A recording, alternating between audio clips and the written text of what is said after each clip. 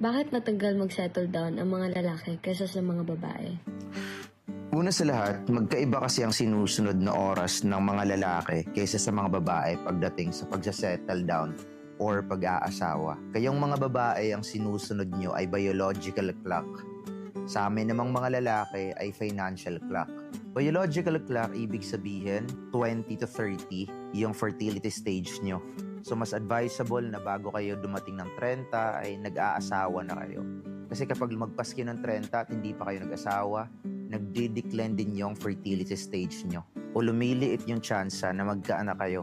At saka yung prime years din kasi ng mga babae ay nasa edad 16 to 25. Ibig sabihin, yan yung mga panahon na sobrang blooming nyo, na sobrang physically attractive nyo, maraming maghahabol sa inyo mga lalaki kahit wala pa kayong pera.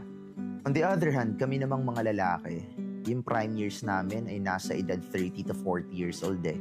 Kasi sa mga panahon na yan, dyan pa lang kami nagkakaroon ng financial freedom or nagiging financially stable. Ibig sabihin sa mga panahon na yan, kaya na naming bumuhay ng sarili naming pamilya. Men by nature kasi noon pa lang, we are the providers eh. So, kapag responsable ka na tao, ay hindi mo talaga minamadali ang pagsisettle